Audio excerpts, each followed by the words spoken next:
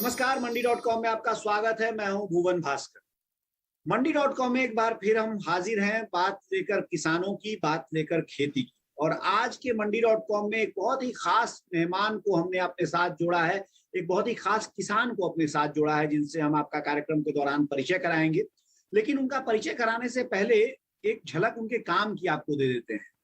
वैसे तो हमारे आज के मेहमान नरेंद्र सिंह चौहान हैं, जो खेती में एक प्रगतिशील किसान के तौर पे जाने जाते हैं और उन्होंने वर्मी कंपोस्ट से लेके खेती के कई सारे प्रयोग किए हैं। लेकिन जो सबसे जबरदस्त प्रयोग कहा जा सकता है चौहान जी का, वो ये है कि ये हरियाणा के करनाल में रहकर बादाम और सेब तक की खेती कर रहे हैं। खेती ही नहीं कर रहे हैं, बल्कि सैकड़ों ऐसे किसान हैं जिनको इन्होंने ये खेती सिखाई भी है और उनको उन्होंने पौधों से और दूसरे जो जो नो हाउस होते हैं उनसे उनकी मदद भी की है।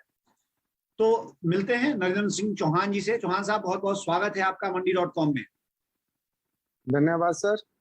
नरेंद्र जी, बातचीत की शुरुआत मैं करना चाहता हूं। हालांकि जो मैंने बात कही है और मेरे ख्याल से मेरे जो किसान दर्शक हैं वो बहुत ही उत्सुक होंगे ये जानने के लिए कि किस तरह से करनाल में बैठ के आप बादाम और सेब उगा रहे हैं, लेकिन इस पर हम थोड़ा बाद में आएंगे। पहले मैं आपको थोड़ा इस खेती की जर्नी को, जो सफर आपका है, उसको थोड़ा समझना चाहता हूं। कैसे आपने खेती शुरू की और किस तरह से ये जो ऑफ द बीट खेती कह सकते हैं, रास्ते से हट के जो खेती आपने करनी शुरू की, वो कैसे शुरू किया? देखिए सर, ऐसा है कि मेरी बैकग्राउंड जो रही है वो खेती बाड़ी से रही है। हमारा पेरेंटल जो फार्म है, 60 एकड़ का फार्म, हमारे फादर खेती पे ही निर्भर करते थे। उसी खेती के सहारे हमें चार भाई, हम चारों को पढ़ाया लिखाया। तो शुरू से ही इंटरेस्ट मेरा खेती में ही बना रहा। दूसरा, हमारे पिताजी ने बागवानी भी की, उसमें हम अपने पिताजी की लगातार इमदाद करते थे। जैसे पौधों में पानी देना, खाद देना, वो उससे हम सीखते भी रहे और काम भी करते रहे।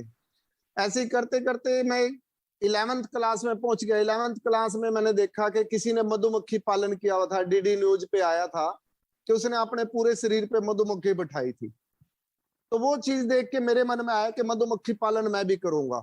तो मैंने फिर स्टेट गवर्नमेंट का जो बी कीपिंग डिपार्टमेंट है उससे ट्रेनिंग ली यमुनानगर जाके, और मैंने 11वीं क्लास से ही मधुमक्खी पालन का शौकिया मतलब पालनी शुरू की। बट वो शौक से मैंने देखभाल बहुत अच्छे से की, तो कब वो मेरा प्रोफेशन बन गया। यानी कि मधुमक्खी इतनी अच्छे से बढ़ती चली गई कि मैं ज्यादा से ज्यादा डिब्बे मुझे फिर बनाने पड़े। और उस टाइम पढ़ाई के टाइम मेरे पास पैसे नहीं होते थे, पर हमारे फार्म पे सफेदे खड़े थे बहुत से, उनमें से तूफान में टूटते रहते थे। उनसे मैंने चिरवा के अपने आप, क्योंकि पैसे खर्च करने के लिए एक जिम्मेदार के पास इतना पैसा नहीं होता कि 4 बच्चे जिसके पढ़ रहे हो, 2 बहनें भी थी वो भी पढ़ रही थी, तो पर मैंने पैसे नहीं थे तो डिब्बे चिरवा के अपने आप मैंने मधुमक्खी के डिब्बे बना लिए और उनको आगे बढ़ाता चला गया। तो हुआ ये कि बीए फर्स्ट ईयर से मेरे पास मधुमक्खी पालन से इतना पैसा आने लग गया, शहद बेच के और मधुमक्खी बेच के, कि मैंने घर वालों से पैसे लेने बंद कर दिए। बल्कि कभी जरूरत पड़ती तो मैं घर वालों को पैसे दे देता था, पढ़ाई के लिए मैंने पैसे नहीं लिए। पोस्ट ग्रेजुएशन तक मैंने किया है, MSW किया है, पर घर वालों से मैंने कभी उसके लिए, पढ़ाई के लिए, किताबों के लिए कोई पैसा नहीं लिया। और जैसे ही मैंने MSW में एडमिशन लिया तो मैंने एक मोटरसाइकिल भी अपने ही पैसों से ली थी और पूरी स्टडी मैंने मधुमक्खी पालन से ही की। एक तरह से बालपन में ही आप जब पढ़ाई कर रहे थे उसी समय आपको इंडिपेंडेंट बना सकती है खेती। आत्मनिर्भर किसान का जो बिल्कुल बना सकते, प्रधानमंत्री ने सपना देखा है, वो कैसे पूरा किया जा सकता है। यहाँ बिल्कुल किया जा सकता है। मधुमक्खी पालन से एक तरह से आपकी शुरुआत हुई कृषि की यात्रा की, लेकिन वर्मी कंपोस्ट में बहुत सारा काम आपने किया है, वहां पर कैसे आप पहुंचे? वर्मी कंपोस्ट में फिर ऐसा हुआ ना, जब मैंने पोस्ट ग्रेजुएशन के बाद 2 साल मैंने चंडीगढ़ नौकरी की, वहां मेरा दिल नहीं लगा नौकरी में। तो वहां रहते रहते मैंने हॉर्टिकल्चर डिपार्टमेंट में नर्सरी के लाइसेंस के लिए अप्लाई कर दिया। तो नर्सरी का जैसे ही मुझे लाइसेंस मिल गया तो मैं नौकरी छोड़ के आ गया और आके मैंने नर्सरी डेवलप कर ली। अब नर्सरी में पौधे वगैरह तैयार करने के लिए हमें वर्मी कंपोस्ट मोल खरीदनी पड़ती थी और पशु मेरे घर के थे 10-15। तो मेरे मन में आया कि मैं क्यों ना अपना वर्मी कंपोस्ट तैयार करूं। तो मैंने फिर फॉरेस्ट वालों से भी ट्रेनिंग ली, फिर वहां मुरथल जाके ट्रेनिंग ली। ऐसे ट्रेनिंग लेके मैंने वर्मी कंपोस्ट अपना बनाना शुरू कर दिया। तो इस तरह से वर्मी कंपोस्ट में मैं आया, क्योंकि मेरी नीड थी, जरूरत थी पौधे भरने के लिए, तैयार करने के लिए। नरेंद्र जी, खेती आपने जी की और आप अपने तई खेती कर रहे थे, लेकिन धीरे धीरे कब ऐसा हुआ कि आप दूसरे किसानों को ट्रेनिंग देना, उनको मदद करना, वो जो शुरुआत आपने की वो कैसे हुआ और फिर इसका किस तरह से काम बढ़ा आपका?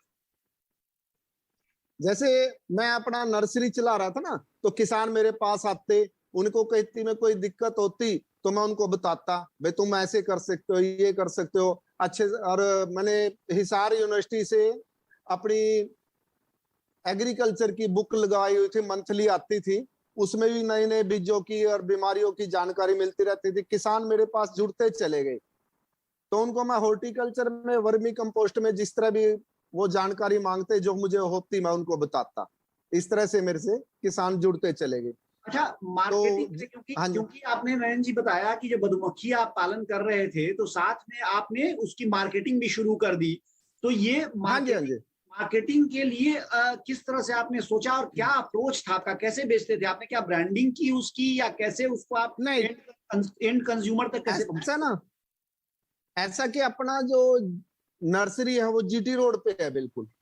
तो जीटी रोड के ऊपर स्टार्टिंग में मैंने क्या कहा कि मैंने बताया ना, शुरू में तो मेरे पास पैसे की दिक्कत थी, तो मैंने क्या किया, ग्लूकोज की जो कंच की बोतलें होती है ना, उनमें भर के मैंने फार्मर्स को शहद बेचना शुरू किया।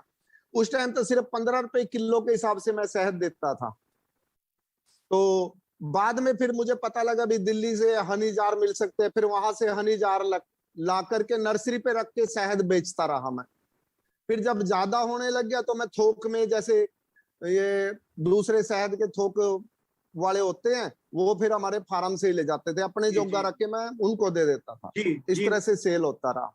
जी, हमारी ये चर्चा नरेंद्र जी अभी जारी रहेगी। फिलहाल वक्त हो गया एक छोटे से ब्रेक का। ब्रेक से लौटेंगे और फिर से इस नरेंद्र सिंह चौहान की कहानी को जानेंगे। बने रहिए हमारे साथ, देखते रहिए मंडी रॉक।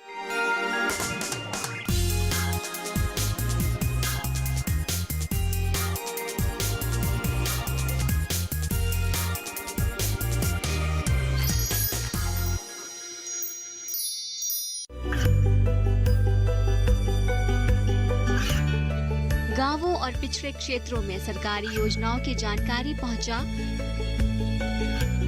देश में कौशल और क्षमता विकास कर ग्रामीणों को सामाजिक बदलाव और विकास से जोड़ने की दूरदर्शन किसान की पहल चौपाल चर्चा देखें सोमवार से शुक्रवार सुबह 9 बजे। खुशहाल होंगे खेत, पशु रहेंगे स्वस्थ, सरकारी स्कीम का होगा लाभ, जब एक्सपर्ट्स का मिलेगा साथ, आपके सवाल विशेषज्ञों के जवाब, सिर्फ एक फोन कॉल की दूरी पर। देखिए किसानों का अपना प्रोग्राम हेलो किसान, सोमवार से शुक्रवार शाम 6 बजे से सिर्फ दूरदर्शन किसान पर।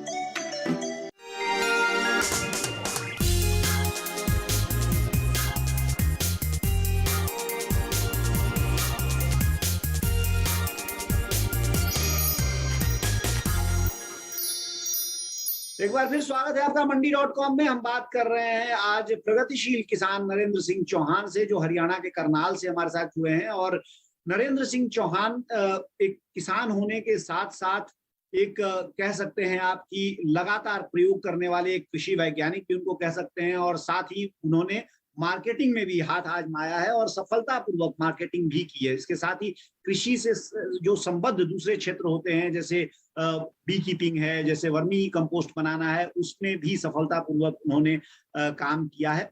आपने पारंपरिक खेती को बहुत छोड़कर कई नए प्रयोग किए, नई फसलों की ओर अपने को लेके आप गए। कैसे हुआ ये? कैसे पारंपरिक खेती में आपको क्या कोई अनुभव आपका ऐसा था कि आपने नई फसलों की तलाश की, या आपने जानबूझकर कुछ नया प्रयोग करने के लिए ऐसा किया? देखिए, ऐसा कि गेहूं जीरी जो हम करते हैं ना, उसमें तो हम सिर्फ आड़ती के पैसे उतारने लायक ही रह जाते हैं। जितना हम उसमें खर्चा करते हैं उससे थोड़ा बहुत ही मिलता है। हम कह सकते हैं भी हमारी मेहनत वाला ही उसमें मिलता है। तो उस चीज को मुझे लगा भी इसमें हमें बचत नहीं है। तो उसके साथ साथ मैंने हॉर्टिकल्चर में पूरा मेरा इंटरेस्ट भी था, और हॉर्टिकल्चर से ये अभी खर्चा कुछ नहीं करना, एक बार पौधा लगा लिया, उसकी नलाई गुडाई करनी है, देसी खाद डालनी है, जो कि जिम्मेदार के पास बहुत होती है। और मैंने तो फिर वर्मी कंपोस्ट भी बनानी शुरू कर दी थी। वर्मी कंपोस्ट अगर हम फार्म के अंदर अपने बागवानी में यूज करते हैं तो हमें दूसरी अंग्रेजी खाद देने की जरूरत नहीं पड़ेगी। और वर्मी कंपोस्ट से जो बागवानी की जाएगी ना, उसमें बीमारियां भी कम से कम आती हैं। जैसे एक देसी घी खाने वाला जो बंदा होता है, उसकी इम्यूनिटी पावर ज्यादा होती है, वो जल्दी सी बीमारियों में नहीं घिरता। और जो ये फास्ट फूड खाने वाले बच्चे होते हैं, वो जल्दी से बीमार पड़ जाते हैं। तो अगर हम अपने बाग में बागवानी को वर्मी कंपोस्ट देते हैं या गोबर की गली सड़ी खाद तैयार करके वो देते हैं, तो हमारी बागवानी में फ्रूटिंग तो ज्यादा आएगी, बीमारियां भी कम से कम आएगी। तो बागवानी में कौन कौन सी फसलों पर आपने ज्यादा काम किया? ज्यादा तो आम और अमरूद और अंगूर की फिर सेल नहीं हुई, बहुत सस्ता बिकता था तो अंगूर मैंने खत्म कर दिया था। ज्यादा मैंने अमरूद और आम पे रखा। उसके बाद फिर आड़ू, नाशपाती, बबूगोसा, इनमें इनकी साइडों में पौधे लगाए। और कटहल वगैरह भी बहुत अच्छे से कामयाब हुआ है। कटहल का तो बल्कि इतना है कि एक पेड़ से मैं कहता हूँ कि 20 क्विंटल के आसपास कटहल उतर जाता है। मैं आपसे थोड़ा पूछना चाहूंगा, जो मैंने बिल्कुल कार्यक्रम की शुरुआत में आपका परिचय कराते हुए अपने दर्शकों को बताया था कि आप बादाम और सेब की खेती करते हैं, और अभी अभी आपने अंगूर का भी जिक्र किया कि आपने अंगूर भी पैदा किया और आपने छोड़ा इसलिए कि बाजार नहीं मिला, यानी सब खेती में आप सफल रहे। तो ये कैसे आपने किया है? क्योंकि अंगूर की खेती करनाल में, बादाम की खेती, सेब की खेती, ये खेती की ओर आप कैसे गए और कैसे आपने ये खोज निकाला कि इन जगहों पे भी ये खेती हो सकती है? देखिए, अंगूर तो यहाँ पे बहुत अच्छा होता है, पर एक ही वैरायटी होती है सीडलेस परलेट।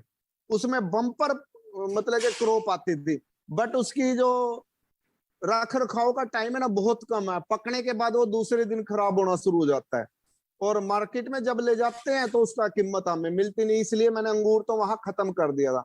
दूसरा रही बात सेब और बादाम की।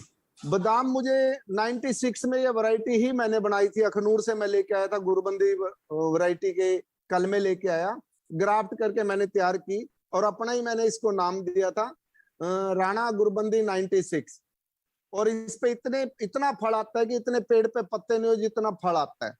और बादाम सारा का सारा यही लोकल मंडी में ही या लोकल जो आसपास के लोग हैं वो भी फार्म से ले जाते हैं, और ज्यादा होता था मैं मंडी में फ्रूट वाली दुकानों पे दे देता हूँ।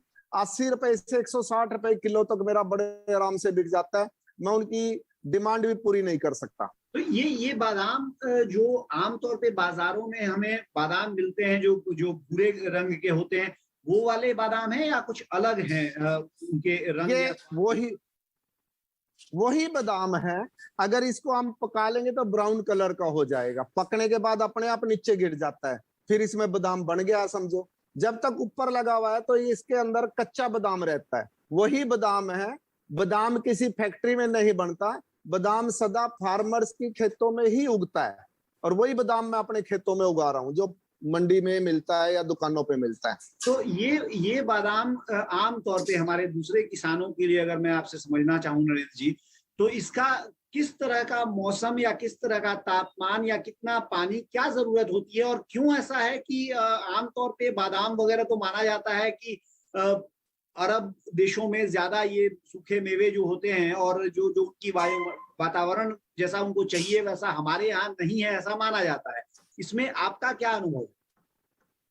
मेरा यह अनुभव है कि अभी तक अगर हिंदुस्तान के हिसाब से हम देखें तो ये वहां होता था पहाड़ों में, शिमला में, जम्मू कश्मीर में, उधर बादाम ज्यादा पैदा होता है क्योंकि जहां पे पतझड़ आती है, अच्छे से बर्फ गिरता है, वहां ये कागजी बादाम अच्छे से होता है। बट जब मैंने देखा कि अखनूर एरिया में 46 डिग्री टेम्परेचर वहां पे बादाम हो रहा है, तो वहां मैंने फौजियों को पूछा कि यहाँ पे कभी बर्फ गिरती है? उन्होंने कहा यहाँ कभी बर्फ नहीं गिरती, यहाँ तो गर्मियों में आग बरसती है।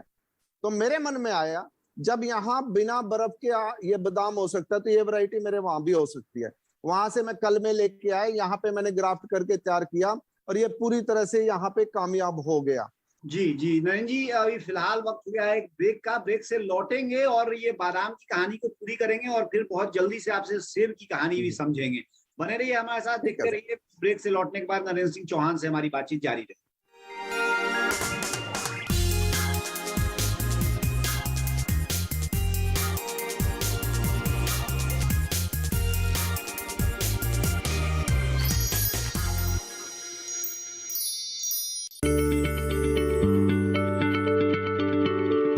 क्या आप किसी बीमारी से परेशान हैं?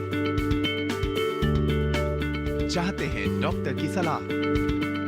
तो हम हैं आपके साथ। बताएंगे आपको जीने की राह।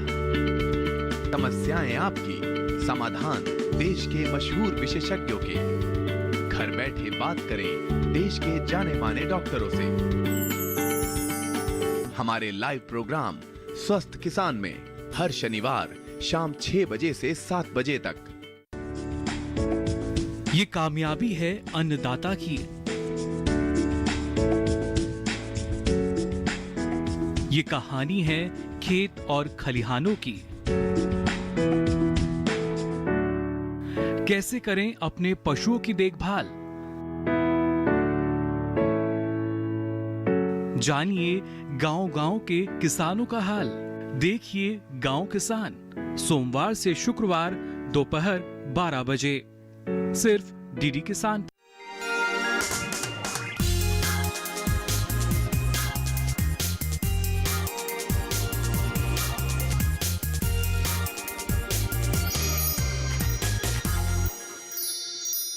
स्वागत है आपका एक बार फिर मंडी.com में। हम आज बात कर रहे हैं प्रगतिशील किसान नरेंद्र सिंह चौहान से। नरेंद्र सिंह चौहान जो रहने वाले तो हरियाणा के करनाल के हैं, लेकिन वहीं पर खेती करते हुए उन्होंने अपने पैतृक जो खेत जमीन उनको मिली उस पे उन्होंने कई तरह के खेती के प्रयोग किए हैं, जिनकी अभी हमने कार्यक्रम में बात भी की। उन्होंने अंगूर भी पैदा किए हैं, वो बादाम भी पैदा कर रहे हैं और वो सेब भी पैदा करते हैं। उसके अलावा मधुमक्खी पालन और वर्मी कंपोस्ट की कहानी भी हमने उनसे सुनी। इस कहानी को आगे बढ़ाते हैं। नरेंद्र जी, बहुत संक्षेप में अब बादाम की कहानी को हम खत्म कर लेते हैं। केवल मुझे ये बताइए कि ये जो प्रजाति आप लगाते हैं, निश्चित तौर पे जो आप बता रहे हैं कि 46 डिग्री में अखनूर में होता है, तो ये वो प्रजाति नहीं होगी जो कि पहाड़ों पे होती है। तो ये प्रजाति, ये जो पौधा है या बीज है, क्या लगता है, कहाँ से आप हासिल करते हैं, और दूसरे कोई किसान अगर इस प्रयोग को अपने यहाँ दोहराना चाहें तो उनको क्या करने की जरूरत है? देखिए, कोई भी किसान अगर इसके बारे में जानकारी लेना चाहे तो यूट्यूब पे मैंने अपना चैनल बनाया हुआ है, राणा गोल्ड एप्पल करके। उस चैनल पे पूरी जानकारी मैं देता हूँ कि पौधा लगाने की तैयारी, उसकी काट छांट की तैयारी, वो अलग अलग वीडियो मेरी डली हुई है। और कोई मेरे से बात करके पूछना भी चाहे तो पूछ भी सकता है। और दूसरा, मेरे से पौधा लेना चाहे तो मैं फार्मर को पौधे भी अवेलेबल कराता हूँ, अपने यहीं पे मैं पौधे तैयार करता हूँ। ये वैरायटी वो नहीं है जो पहाड़ों पे होती है। पहाड़ों पे जो होती है वो वहां पे वो वाली वैरायटी होती है जो कागजी बादाम है, क्योंकि कागजी बादाम के लिए टेम्परेचर 30-32 से ऊपर नहीं चाहिए और उस पे बर्फ गिरनी बहुत जरूरी है। बट ये वैरायटी जो है, इस पे बर्फ की जरूरत नहीं है, सिर्फ सुप्त अवस्था में जाने के लिए शीत लहर की जरूरत है। और ये पूरी तरह हरियाणा, पंजाब, राजस्थान, उत्तर प्रदेश पूरी तरह कामयाब है, चारों स्टेट में। इवन गुजरात के कच्छ एरिया में पूरी तरह कामयाब हो चुकी है। मंडी.com से जब हम लोग एक बार सेब की कहानी करने के लिए गए थे शिमला के काफी ऊपर, तो वहां पे हम लोगों को यही बताया गया था कि जो सुप्तावस्था की आपने बात की, हाइबरनेशन की, कि करीब करीब 1.5 से 2 महीना पेड़ के जो सेब का पेड़ है उसको हाइबरनेशन में होना चाहिए, तभी उसके बाद उसमें अच्छे फल आते हैं। तो ये जो फल आते हैं जो हरियाणा में या जो मान लीजिए मैदान के दूसरे जगहों पर, इसमें और उन जो पहाड़ के फल है उसमें फर्क क्या होता है, और क्या खास सावधानियां या तैयारियों की जरूरत होती है किसान अगर मैदानों में सेब की खेती करना चाहे?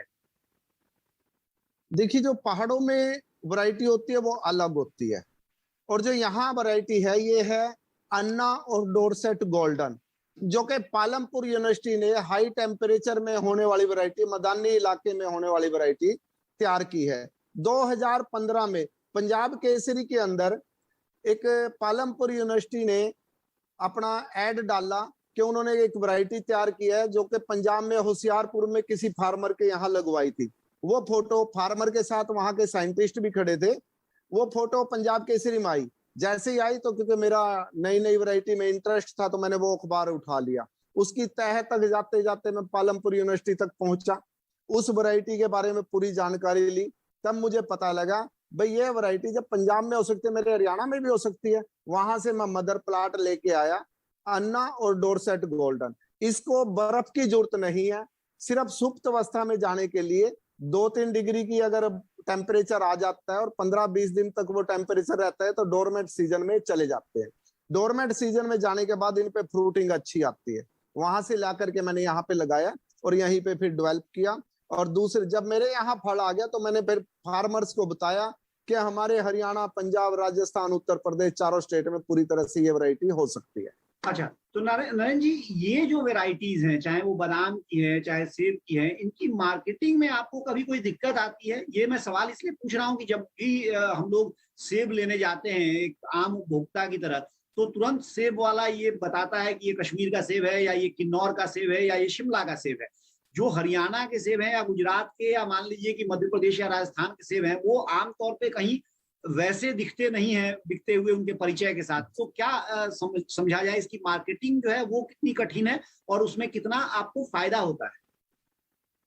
देखिए, अभी तो हरियाणा के अंदर सेब उग ही नहीं रहा था, तो हरियाणा के सेब की पहचान कैसे बनेगी? अभी तो सेब कश्मीर का, अखनूर का या किन्नौर का या शिमला एरिया का, क्योंकि वहीं पे सेब हो रहा था। अब हरियाणा में सेब बोने लग गया और इतनी अच्छी तरह से कामयाब हो गया। और जिस टाइम हरियाणा में सेब पकता है जून के महीने में, 15-20 जून के आसपास ये पकना शुरू हो जाता है और 10 जुलाई तक सारा पक जाता है। उस टाइम इंडिया में कहीं भी सेब नहीं पैदा होता, या तो स्टोर का मिलेगा या बाहर के देश का मिलेगा। तो अब आहिस्ता आहिस्ता आने वाले 2-3 साल के बाद, क्योंकि 3 साल के बाद इस पे फल आता है, जो फार्मर मेरे से ले गया, हजारों फार्मर के यहाँ पौधे लग चुके हैं, 1-2 साल से उन पे फल भी आने शुरू हो गए। आने वाले 3-4 साल के अंदर हरियाणा, पंजाब में भी एक पहचान बन जाएगी, भैया हरियाणा का सेब है। क्योंकि अब की बार मैंने अपने फार्म से 10 और 11 तारीख, 2 दिन के लिए मैंने 10 तारीख रखी थी, 10 जून को मैं अपने फार्म से सेब सेल करूंगा। लोग पूछते थे ना, तो भाई कब दोगे, हमें सेब चाहिए। तो और मैंने एक कंडीशन और रख दी, 1 या 2 किलो ही एक फार्मर को दूंगा जो भी लेने आएगा, और फार्म पे अपनी मर्जी से तोड़ के ले जा सकता है, तुलवा के। 150 रुपए किलो के हिसाब से मैंने दिया। और 28 पेड़ मेरे पुराने थे, उन्हीं पे फल अभी तरह अच्छे से आया था, तो बाकी पे तो अभी थोड़ा थोड़ा आया था ना। तो मेरा फार्म से ही सारा सेल आउट हो गया 150 रुपए किलो के हिसाब से। 2 दिन में पूरे, मैं कहूँ कच्चे भी नहीं छोड़े फार्मर ने। कहने लगा नहीं, हमने तो टेस्ट करना, दे दो। और शुक्रिया आपका नरेंद्र जी, हमारे साथ कार्यक्रम में शामिल होने के लिए और ये तमाम रोचक बातें हमारे दर्शकों को बताने के लिए बहुत बहुत शुक्रिया। धन्यवाद सर, जय हिंद। तो ये थे नरेंद्र सिंह चौहान, हरियाणा के करनाल से, जो बात कर रहे थे हमसे अपनी खेती की कहानी के बारे में। और नरेंद्र सिंह चौहान ने हम लोगों को बताया कि किस तरह उन्होंने खेती के कई मील के पत्थर उन्होंने तैयार किए, उनको पार किया। और अगर कुल मिलाकर एक प्रगतिशील किसान के तौर पे उनके पूरे जो खेती का करियर है उसको देखें, तो एक बात जो समझ में आती है कि आप खेती करें, जुनून से करें, पैशन से करें, पढ़ाई लिखाई भी साथ में थोड़ा सा करें। जो नई मैगजीन्स आ रही हैं, जो यूनिवर्सिटीज में जो प्रयोग हो रहे हैं, उनमें जो बातें निकल के आती हैं उनको भी पढ़ें, उनको अपने खेतों पर दोहराएं और जाके कृषि वैज्ञानिकों से मिलें। किसी परेशानी को हो तो उनको डिस्कस करें। और इस तरह से आप नई नई चीजें कर सकते हैं, नए बाजार पैदा कर सकते हैं और बाजार में अपने लिए नई कीमतें भी खड़ी कर सकते हैं। मंडी.com से अब मुझे दीजिए इजाजत, लेकिन बने रहिए हमारे साथ, देखते रहिए डीडी किसान, क्योंकि डीडी किसान पर खबरों और कार्यक्रमों का सिलसिला जारी। आपकी राय हमारे लिए बहुत महत्वपूर्ण है। आप हमारे टोल फ्री नंबर पर कॉल कर सकते हैं और अपनी राय दे सकते हैं। साथ ही आप ईमेल के जरिए भी हमें अपनी राय दे सकते हैं। हमारा ईमेल पता है ncdexmandi@gmail.com।